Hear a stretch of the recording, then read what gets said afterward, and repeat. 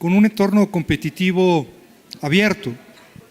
El flujo de turistas, la competencia, responde naturalmente a reglas de competencia abierta normalmente.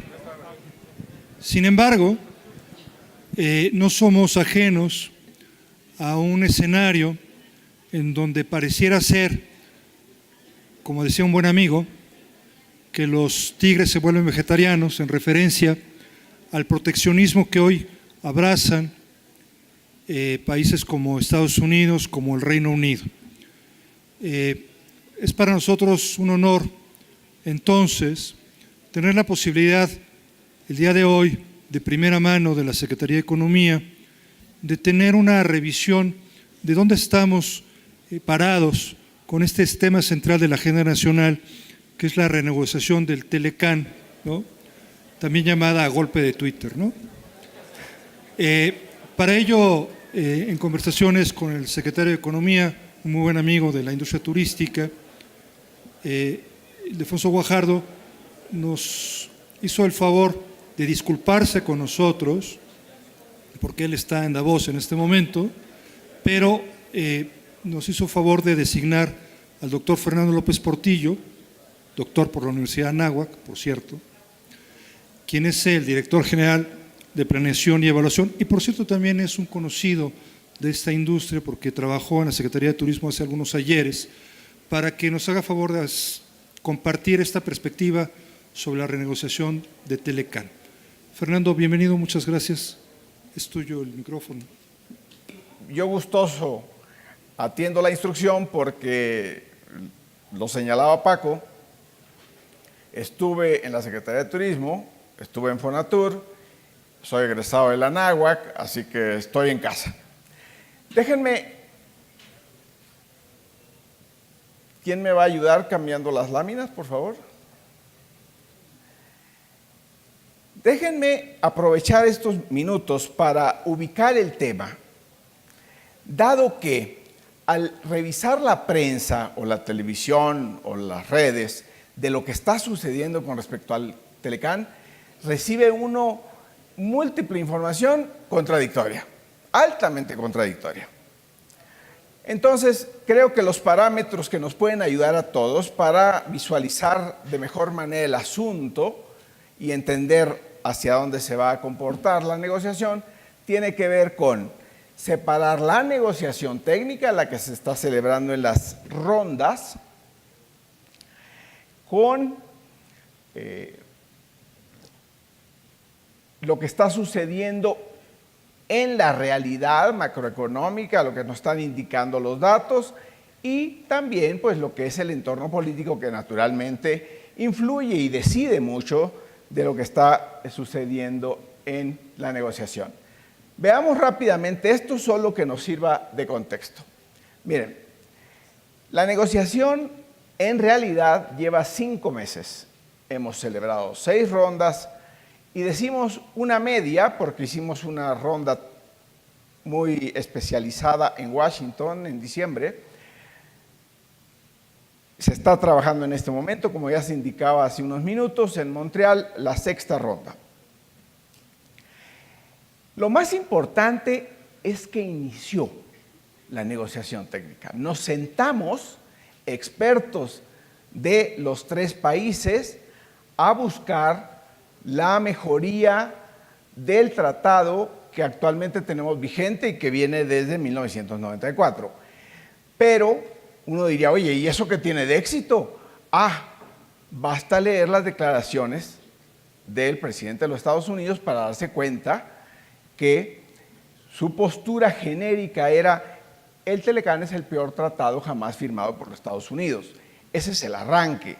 Entonces, sentarnos a negociar es muy importante. Afortunadamente, Mr. Trump no asiste a estas rondas técnicas. Muy importante también indicarles que una negociación, por definición, es entender lo que quieren las otras partes y en algunas cosas ceder. Todas las partes deben de tener cierta flexibilidad. Si los 3 fuéramos en una postura de de aquí yo no me voy a mover, pues no tendría ningún sentido sentarnos juntos a buscar una negociación. Y por cierto, en la negociación técnica tenemos un acuerdo de confidencialidad. Lo que se está discutiendo y lo que se está poniendo sobre la mesa en las posturas de los tres países no sale de ahí.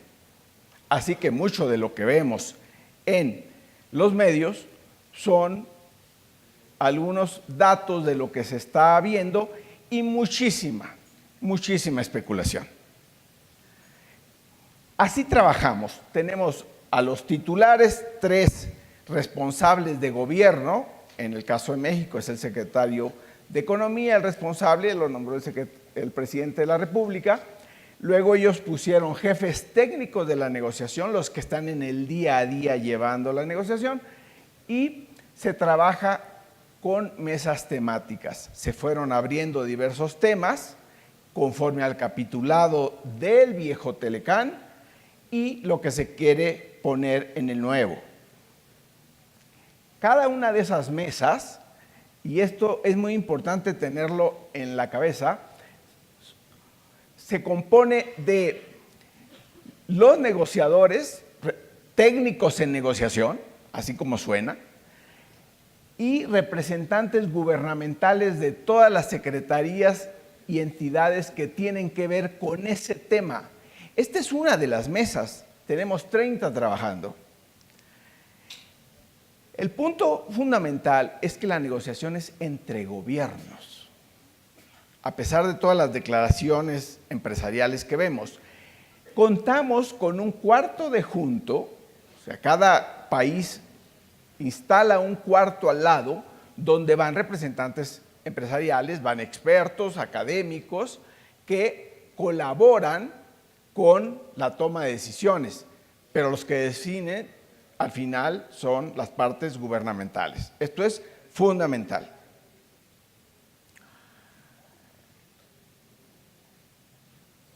Estas son las mesas que están actualmente trabajando. Podríamos ya haber avanzado en la sexta ronda en la que vamos, varios de los temas, decir ya estamos los 3 de acuerdo en lo básico, ahí se suspende esa mesa y nos dedicamos a los otros temas. Sin embargo, ha habido una postura gubernamental de los Estados Unidos de todavía no hacer declaraciones de que hay mesas concluidas. Las que están rodeadas de puntos justamente son donde llevamos los mayores avances. Pero se tiene que avanzar en todas. Y lo estamos trabajando simultáneamente. Sin embargo, hay algunos temas especialmente críticos, como en cualquier negociación. Primero, el concepto del déficit comercial de los Estados Unidos, que realmente pues, no es un tema que tenga que entrar en una negociación del tratado. Pero los Estados Unidos han puesto el énfasis en que se debe cambiar el tratado para que los Estados Unidos dejen de tener déficit comercial. Estamos hablando en 2016, 730,000 millones de dólares de déficit de los Estados Unidos, son cerca de 70,000 millones de dólares de déficit con México y arriba de 350,000 con China. Este año, 2017, el que acaba de terminar, va a ser superior el déficit total de los Estados Unidos y el de China. Pero le hemos intentado explicar al grupo de Trump que no se soluciona un déficit comercial con un tratado. Los negociadores, los que están en la mesa que les indicaba, la que está, los grupos gubernamentales son expertos, no son aprendices. Además, igual que los canadienses, y por supuesto con el equipo que puso ahí el gobierno de México. Y ya se conocían todos, porque estuvieron 4 años trabajando la negociación del TPP. Esos no creen que van a resolucionar el déficit. es el señor Trump el que dice que va a solucionar el déficit con el tratado. O una falsedad del mismo tamaño, que con el tratado y con el superávit que tiene México frente a los Estados Unidos vamos a pagar nosotros el muro. Tampoco está en la mesa seria de negociación. Y por supuesto, en el ámbito político tenemos que estar parando en cada momento ese tipo de declaraciones. Pero insisten en ello. La solución de controversias es un asunto fundamental. En toda negociación comercial de dos empresas, hay la posibilidad de que en algún momento haya conflicto. En un país, internamente, lo normal es que se haga en el ámbito judicial el intento de reparar las dificultades. En el ámbito internacional, para agilizarlo, se han creado mecanismos distintos al judicial, extrajudiciales. Ese panel que ponemos nosotros con expertos para solucionar las controversias que se generan entre empresas mexicanas que exportan a Canadá o a los Estados Unidos, o empresas americanas que están mandando productos a México, está acordado en el capítulo 19 del Telecán actual y lo hemos desplegado perfectamente durante 25 años. Ahora se les ocurrió proponer a los Estados Unidos que no haya panel de expertos, que nos apeguemos a la legislación de los Estados Unidos. Otro punto que Canadá y nosotros juzgamos inaceptable. Las reglas de origen es un tema polémico en cualquier negociación comercial. Esta sí es territorio propio de una negociación comercial, que tiene que ver con el porcentaje del valor de un bien que tiene que ser producido en la región del tratado para ser sujeto a 0 aranceles, para gozar de los beneficios del tratado. Me voy rápido al ejemplo prototipo. Un automóvil que se manda de México a los Estados Unidos paga 0 arancel con la condición de que el 62.5% de sus costos se hayan generado, de sus insumos se hayan generado en México, en Estados Unidos o en Canadá. Bien, eso es como estamos ahora trabajando. Los Estados Unidos quieren subir ese porcentaje a 85%. Su primer propuesta, absolutamente descabellada, era de 100%. Dicen ahora 85%, de los cuales 50% con origen en los Estados Unidos. Complicado, porque imagínense que le ponemos esa condición a General Motors. Va a decir, pero si de ahí soy, puedo pedir un porcentaje mayor de insumos de los Estados Unidos para acá. Pero no sucede lo mismo con las empresas de origen asiático, que están trayendo un porcentaje de insumos a México para los mismos automóviles, o los europeos. Por lo tanto, la discusión es sumamente compleja. Hasta la cuarta ronda, es más, a finales de la cuarta ronda, los Estados Unidos presentaron de manera formal un documento con su propuesta de 85%. No, hasta antes que eso eran declaraciones en los medios. Y en la mesa no se trabaja con los medios, ni con tweets. Se trabaja con documentos que se presentan con toda seriedad. Al principio de la quinta ronda le dijimos a los Estados Unidos, ¿de qué se trata tu 85%? ¿Qué pretendes con eso? Entonces estamos en una negociación en donde la Asociación de Productores de Automóviles en México, de armadores de automóviles en México, dice 62.5 y no nos movemos. A ver, es una negociación, tenemos que buscar algo que le convenga a los tres países. Tampoco tenemos por qué aceptar el 85% y punto. No. Técnicamente vamos a buscar cuál es el mejor escenario. Los automóviles, por cierto, están sufriendo una revolución tecnológica muy grande que afecta su composición de costos. y por tanto el chasis va a ser menos importante que los elementos electrónicos en los nuevos autos. Y por tanto, el tratado nuevo, el renovado, tiene que considerar estas cosas, de lo que pase con la industria. Y luego quieren, los de Florida han presionado para que los productos hortícolas mexicanos entren a los Estados Unidos cuando ellos no estén en producción. Oye, bueno. Seriamente es no poner cortapisas a la importación o exportación de otro país dentro del tratado. Eso es el libre comercio. Lo otro que están proponiendo es regresarnos 30 años cuando teníamos aranceles y cupos. Pero se puede negociar en la situación que tenemos en México y en los Estados Unidos. Este es un punto que también les interesa mucho a los canadienses. ¿Qué pasa realmente? A ver, ve mucha laraca en los medios. Vamos a ver qué pasa. Primero, en 1980, según el gráfico que estamos viendo, el 65% de nuestras exportaciones eran petroleras. Bien, vámonos por favor, para no hacer el recorrido de todo el gráfico, al 2016. 4% son petroleras, 91% son manufactureras. Pero vean el dato de arriba, por favor. Exportábamos 15,000 millones de dólares al año. Ahora estamos haciendo exportaciones por 374,000 millones de dólares cada año. ¿Qué pasó en eso?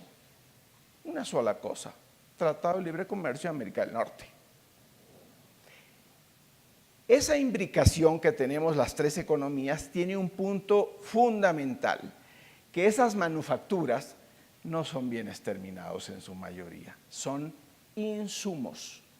Insumos que mandamos a los Estados Unidos para que hagan allá una parte de los autos que consumen. Insumos que nos mandan los americanos para hacer los autos que estamos armando en México. Insumos que nos mandan para hacer las pantallas planas. Insumos que les mandamos para ese intercambio masivo, multimillonario, es de insumos. ¿Y eso qué significa? Que el tratado comercial en realidad se convirtió en un tratado productivo, de integración productiva de los tres países. Y lo mismo que tenemos México con Estados Unidos, tiene Canadá con los Estados Unidos. Vámonos a los vehículos, porque es el ejemplo que más nos puede ayudar a entender el proceso. Estamos exportando en 2017 3,100,000 vehículos. Si los ponen en fila, se pueden imaginar la cola. Son muchísimos vehículos los que estamos mandando. De esos, el 75% van a los Estados Unidos. Y precisamente en los automóviles es donde notamos esa integración productiva más que nada. Y cuando dice alguien, voy a denunciar el tratado, me voy a salir del tratado, está bien, todos los tres países tienen derecho. Pero tienes esta realidad y es contra lo que estás jugando. Esa altísima integración productiva que constituye las cadenas globales de valor. Pero miren, esas exportaciones de 2017 tienen un pequeño detalle. Trump ya era presidente.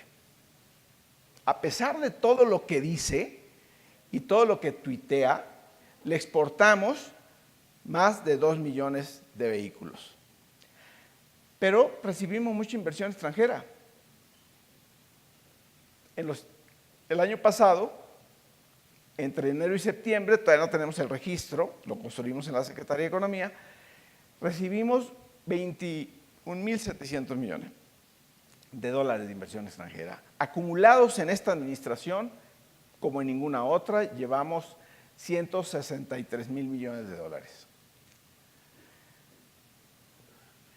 ¿De dónde viene?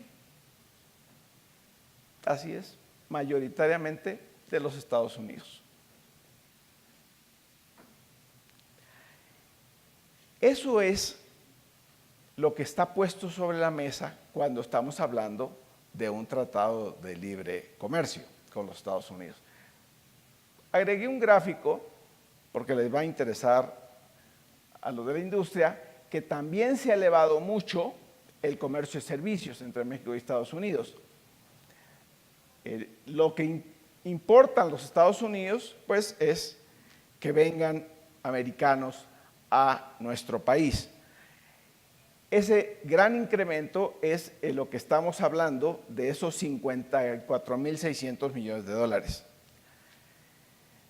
No quiero contravenir lo que decía hace unos minutos el secretario de Turismo, pero lo que estamos exportando a los Estados Unidos son autos.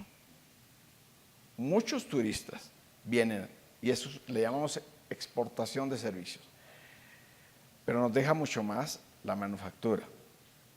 Tienen lógicas distintas, deben ser complementarios en el desarrollo nacional. Este asunto es muy importante porque es el que genera mucho ruido. Miren, antes de cada ronda de negociación, el señor Trump o Wilbur Ross, su secretario de Comercio, hacen declaraciones estruendosas en contra del Telecán. Fíjense que estamos en una mesa negociando, ellos mandan arriba de 150 funcionarios a cada ronda. Estamos en la ronda trabajando y declaran, podríamos iniciar el proceso para cancelar el Telecán. ¿Cómo? Pues si estamos negociando para mejorarlo, ¿cómo estás diciendo al mismo tiempo que se puede cancelar? Trump, el 9 de octubre, es decir, antes de la cuarta ronda, propone sustituir el Telecán por tratados bilaterales, o sea, Estados Unidos-México, Estados Unidos-Canadá. Y Canadá y México de inmediato declaramos, no, lo que nos ha convenido durante 25 años es un tratado trilateral, sigamos con ello. Esto crea un ambiente muy denso afuera de la negociación, no en las mesas de la negociación. O sea, la definición del porcentaje exacto que le vamos a poner como nueva regla de origen a un sector determinado, no va a pasar por esto, porque ya leímos el libro que dice haber escrito el señor Trump sobre el arte de la negociación. Aplasta a su contraparte y luego negocia. Pues así es, vean sistemáticamente haciendo declaraciones que uno pensaría si fuera de piel muy sensible, oye, pues aquí no nos quieren, mejor vámonos a otro lado. Pero es tan importante para nosotros el Tratado de Libre Comercio que nos interesa mucho mantenerlo por la gran transformación que ha significado y por las grandes expectativas que puede ser para la economía mexicana, incluido el turismo, por supuesto. Pero es parte del ambiente en el que estamos trabajando y de lo que se lee. Luego se menciona mucho el ambiente electoral. Vean, el 8 de noviembre de 2016 es cuando los americanos mayoritariamente votaron por Trump, en el mecanismo que tienen para ello. Nosotros tendremos elecciones el 1 de julio, en Estados Unidos el 6 de noviembre, el 21 de octubre de 2019 en Canadá. Es decir, que si subordinas a la lógica política, a la negociación técnica de un tratado, pues no lo acabas nunca, porque siempre hay una elección en alguno de los países. A nosotros nos interesaría, por cierto, terminar la negociación antes de marzo, porque van a empezar formalmente las campañas. El secretario Guajardo ha sugerido a los futuros candidatos, ahora andan unos precandidatos, que se posicionen con respecto a la negociación del Telecán. Esto es lo que nos gustaría, que fuera antes de marzo y que fuera antes de julio, o que fuera antes de que terminara la administración. Pero si el mejor tratado se va a lograr con año y medio de negociación, sigamos negociando otro año y medio. No es para que la Secretaría de Economía quede bien, no es para que el presidente Peña quede bien, es para que el país le vaya mejor, como nos fue con un tratado que negociamos bajo unas determinadas condiciones y que nos ha sido exitoso en muchos rubros.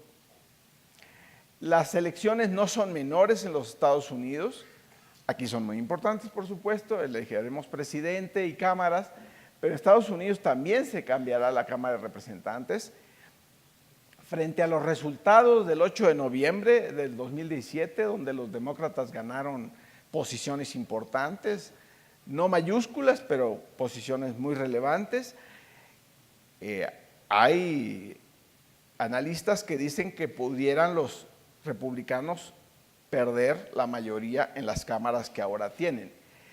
Eso es como la parte más formal de la política, pero hay una parte muy activa, muy importante en la negociación que tiene que ver con las presiones sobre Washington de grupos privados en los Estados Unidos que tienen intereses en el Telecán. La mayoría de las zonas agrícolas del centro de los Estados Unidos votaron por Trump. Y entonces Trump empieza con lo del tratado y fuimos de inmediato a Argentina y a Brasil.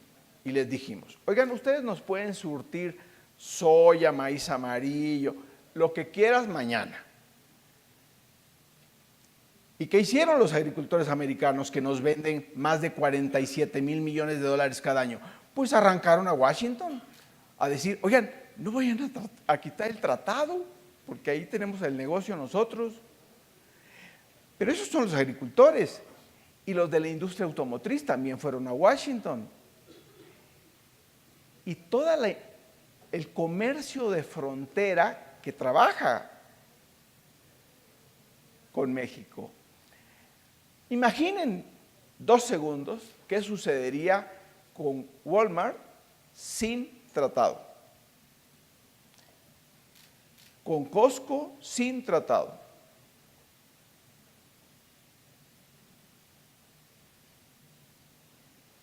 Por supuesto, ya fueron a Washington.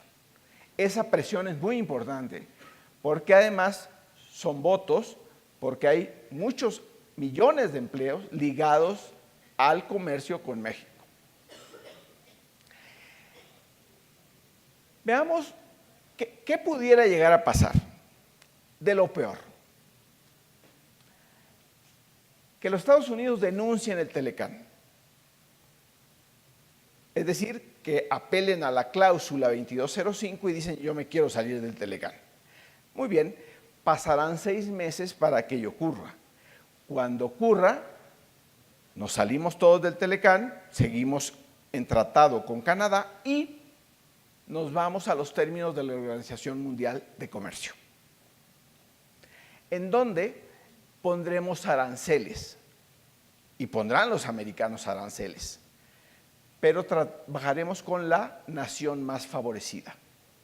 Eso implica que el pico arancelario estará como en el 5% de las fracciones que exportamos a los Estados Unidos. Así que hay 75% de fracciones, o sea, de bienes, que van a seguir en 0 arancel por Organización Mundial de Comercio. Unas que van a cambiar, las sandías. Las sandías van a tener un arancel de 25%. Oye, hay que preocuparnos de las sandías. Pero no son el grueso de nuestras exportaciones. Entonces, el efecto es marginal. ¿Nos pega? Sí, sí, pero es marginal. Y por eso el presidente Peña ordenó que estuviéramos diversificando las negociaciones con otras áreas comerciales.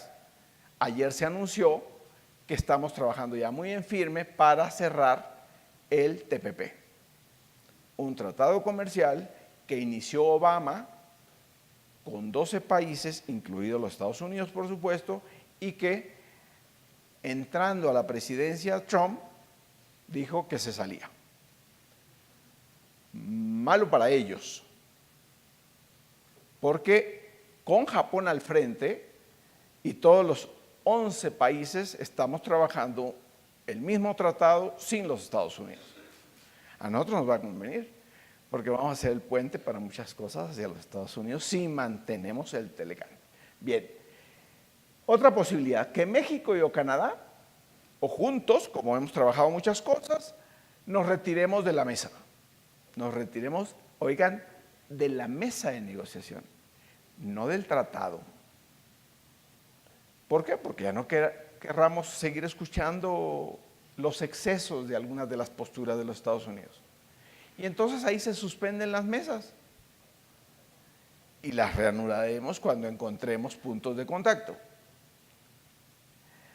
O bien que se prolongue la negociación al 2019 o al 2020. ¿Qué es lo que queremos para nosotros? Si esto sucede, pues no será decisión de nosotros cancelar de ninguna manera el tratado. Lo que queremos es un buen acuerdo para México, pero que también sea bueno para los Estados Unidos y bueno para Canadá. Si es en marzo, mejor, porque no será afectado por la tónica de las campañas. Si es en julio, encantadísimos. Una vez que la parte técnica queda resuelta, o sea que los ejecutivos de los 3 países nos ponemos de acuerdo y decimos, este es el nuevo tratado, ajá, muy bien, pero pasa al Parlamento y a los senadores, según cada país, a que autoricen, porque es un tratado que involucra a todo el país, de ahí en adelante, no tienen fecha de caducidad, que es otro de los tópicos ahí que tenemos en discusión con los americanos. Así estamos.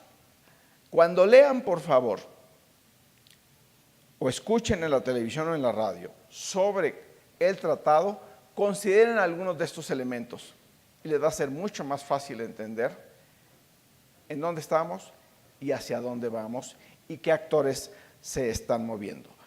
Aquí me detengo por restricción de tiempo, pero encantadísimo de atender algunas preguntas según el doctor Madrid lo permita.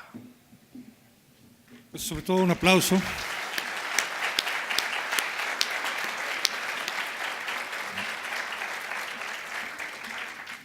Muchísimas gracias, doctor. Ha sido una presentación, yo creo que muy ilustrativa, que nos ayuda a entender con más claridad en dónde estamos y cuál es la vía que sigue. Por razones de tiempo no podemos tener las preguntas. Le pediríamos autorización para distribuir la presentación. Si usted está de acuerdo, lo podemos subir a la página de internet de la Facultad de Turismo y la pueden ustedes consultar. Y le agradecemos mucho su asistencia a esta conferencia y esperamos verlo nuevamente en un futuro. Gracias, Fernando. Excelente. Gracias.